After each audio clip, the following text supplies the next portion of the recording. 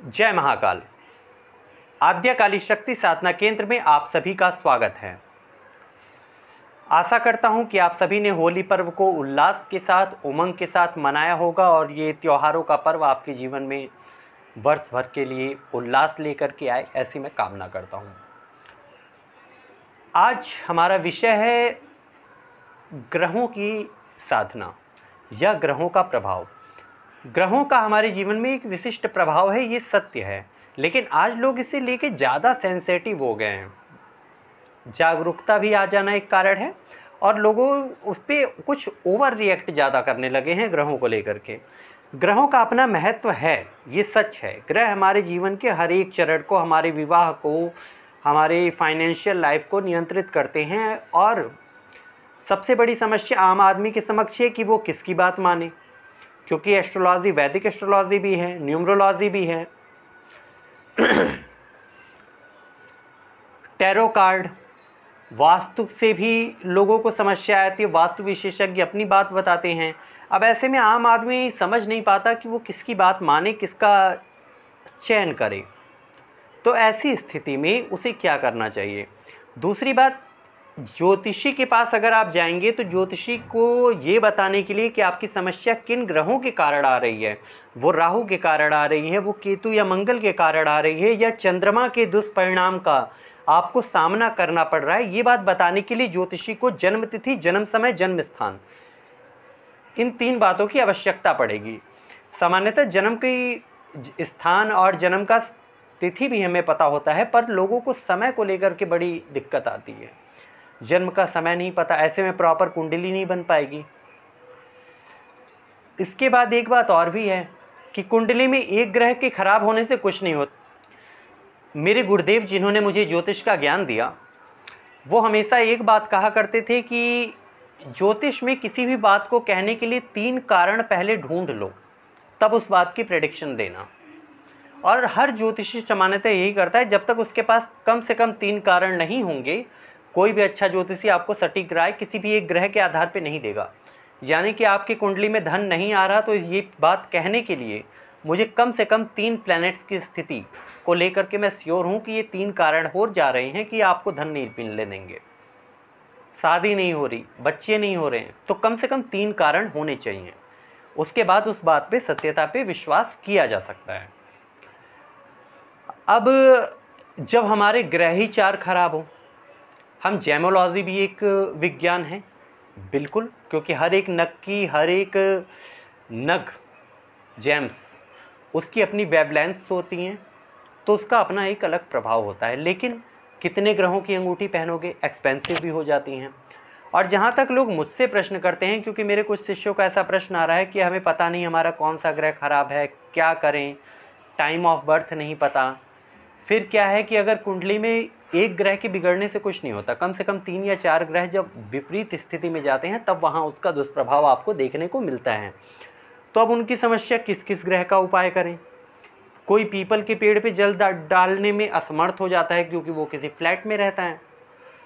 कोई केले के पेड़ में चने की दाल और गुड़ डालने में असमर्थ हो जाता है। कोई ऑफिस में जॉब करता है तो व्रत करने में असमर्थ हो जाता है। जेम्स के लिए किसी के पास पर्याप्त धन नहीं होता। तो इन सब विषयों को लेकर के मेरे पास सवाल आए थे, तो उसका मैं आज उत्तर देना चाहता हूँ कि क्या आपको करना चाहिए। क्योंकि मैं तंत्र विद्या से जुड़ा हुआ व्यक्ति हूँ, मंत्र विद्या पे मुझे अत्यधिक विश्वास है। तो अगर मुझे कहेंगे कि किसी भी ग्रह को ठीक करने के लिए सबसे उत्तम उपाय क्या है, तो मेरे ओपिनियन में, मेरी अपनी व्यक्तिगत राय है ये कि मंत्र विद्या एक सबसे सर्वश्रेष्ठ उपाय है जिसके माध्यम से हम अपने ग्रहों को ठीक कर सकते हैं। क्यों सर्वश्रेष्ठ है, ऐसा मुझे क्यों लगता है? ऐसा मुझे इसलिए लगता है क्योंकि अगर आपने गलती से किसी गलत ग्रह की अंगूठी धारण कर ली ना, तो ये आपके लिए विपरीत परिणामदायक हो जाएगा। कहते हैं कुंडली के षष्टम, अष्टम और द्वादश भाव में अगर कोई ग्रह बैठा हो तो उसके नख को धारण नहीं करना चाहिए। और फिर उनका भी अपना एक टाइम ड्यूरेशन है, वो उतने समय तक प्रभावशाली होते हैं, उसके बाद उनका प्रभाव नहीं आता। तो ग्रह, फिर आपको नग बदलने पड़ेंगे, फिर दोबारा नए नग लोगे, पुराने नग का क्या करोगे, बेच आप सकते नहीं। तो करोगे क्या? फिर हर आदमी के पास आज के समय में जेम्स कितने एक्सपेंसिव हैं, आप जाके सुनार की दुकान पे पता करिए, जेम्स की कीमत वो आपको बताएगा। गरीब आदमी अफोर्ड नहीं कर पाएगा इतना, और एक के लिए वो किसी तरीके से कर भी लेगा तो कोई सोने में जड़वानी है, कोई चांदी में। चांदी में जड़वाना ठीक है, पर वो सोने में नहीं जड़वा पाएगा। उसके बाद एक के लिए वो कर भी ले, 3 के लिए क्या करेगा? कहाँ तक वो उपाय करेगा मंत्र विद्या में? और उसके बाद सबसे बड़ी बात ये होती है कि कहीं किए गए उपायों का, कहीं किए गए नग धारण करने का, इनका एक साइड इफेक्ट आ सकता है। समय बदलने के साथ आपकी महादशाएं बदली, उनका प्रभाव विपरीत हो जाएगा, लेकिन मंत्र का प्रभाव कभी भी विपरीत नहीं होगा, वो पॉजिटिव के पॉजिटिव ही जाएगा। मैं शनि के मंत्र को चैंट कर रहा हूँ, ओम प्राम प्रीम प्रौम सह शनैश्चराय नमः, ओम स्त्राम स्त्रीम स्त्रौम सह केतवे नमः, तो ये मंत्र मुझे पॉजिटिव रिजल्ट देंगे ही देंगे, और निगेटिव देने का तो सवाल ही पैदा नहीं होता। इसके अलावा एक तरीका और है, एक तरीका जैसा कि मैंने आपको पहले भी कुछ वीडियो में बताया है कि ग्रहों के लिए हमारे पास, जब हम मंत्र विद्या की बात करते हैं ना, तो यहाँ 4 प्रकार के मंत्र मूलतः आ जाते हैं: वैदिक मंत्र, पौराणिक मंत्र, तांत्रोक्त मंत्र और साबर मंत्र। साबर मंत्र और वेदोक्त मंत्र की बात अभी छोड़ो, हालांकि ग्रहों के वेदोक्त मंत्र हैं, लेकिन आज के समय में वेदोक्त मंत्रों का उच्चारण करना, उनके प्रोनाउंसिएशन सही ढंग से हो जाना, उनकी क्रियाकलाप सही ढंग से हो जाना, ये आम आदमी के लिए जटिल है। ऐसे में उसे क्या चुनना चाहिए? ऐसे में एक मंत्र मैं आपको सबसे सटीक बता रहा हूँ, जो एक अकेला मंत्र आपके 9 के 9 ग्रहों को प्रसन्न कर देगा। आपकी कुंडली में कैसे भी योग हो, वो अच्छे योग हो, वो बुरे योग हो, आपकी कुंडली में काल सर्प योग हो, आपकी कुंडली में पंच महापुरुष योग हो, आपकी कुंडली में कोई किसी भी प्रकार का सुनफा योग हो, राजयोग हो, किसी भी प्रकार का राजयोग हो, धन योग हो, वो प्रभावशाली हो जाएगा। और जो आपको बुरा प्रभाव देने वाले हैं, ग्रहण दोष लगा है, चांडाल दोष लग रहा है, गुरु राहु का चांडाल दोष, तो ये काल सर्प दोष हो गया, ये सब आपके शांत हो जाएंगे, ये इफेक्ट नहीं दे पाएंगे, और जो अच्छा है वो और अच्छा हो जाएगा। ये सबसे बड़ा फायदा है मंत्र विद्या का।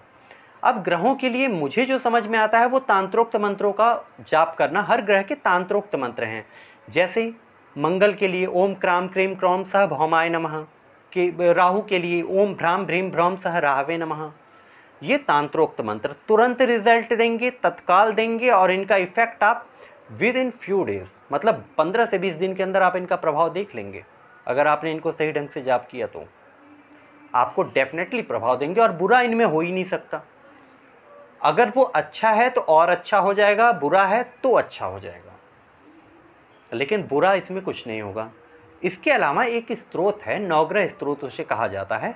ये स्त्रोत महर्षि वेद व्यास द्वारा विरचित है, और इस स्त्रोत में 9 ग्रहों की स्तुति की गई है, और वो स्तुति का प्रत्येक श्लोक वो एक पौराणिक मंत्र का रूप है, क्योंकि स्त्रोत भी मंत्रमय होते हैं, स्त्रोत भी मंत्रमय होते हैं।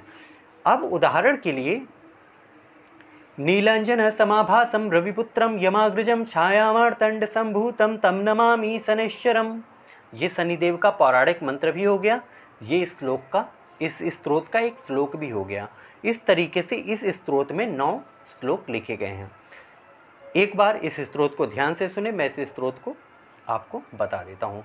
इस स्त्रोत का नियमित प्रतिदिन प्रातःकाल भगवान सूर्य को अर्घ्य दें, घी का दीपक जलाएं, धूप बत्ती प्रज्वलित करें, और पूर्व दिशा की ओर मुँह करके पीले या लाल आसन पर बैठ करके धोती धारण करके बैठें, और इस स्तोत्र का नियमित 11 बार पाठ करने से आप सभी ग्रहों को शांत करके उनकी कृपा प्राप्त कर लेंगे।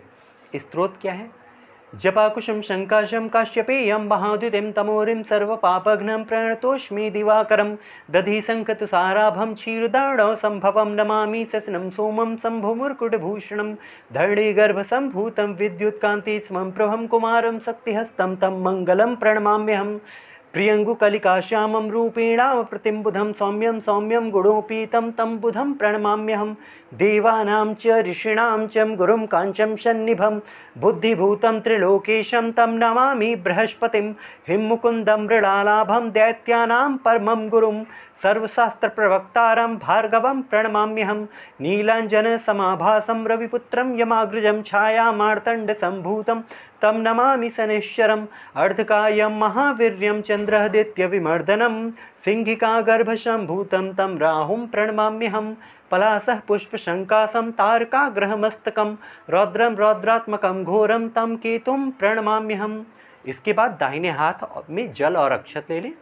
इति व्यास मुखोद्गीता य पठे सुसमाहिता दिवाया यदि वारात्रो विघ्न शांतिर्भविष्यति नर नारायण पाणम च भवे दूषपनाशनम ऐश्वर्यमतुलम तेषाम आरोग्यम पुष्टिवर्धनम तुभ्यमेव समर्प्यते करके जल और अक्षत भूमि पे छोड़ दीजिए।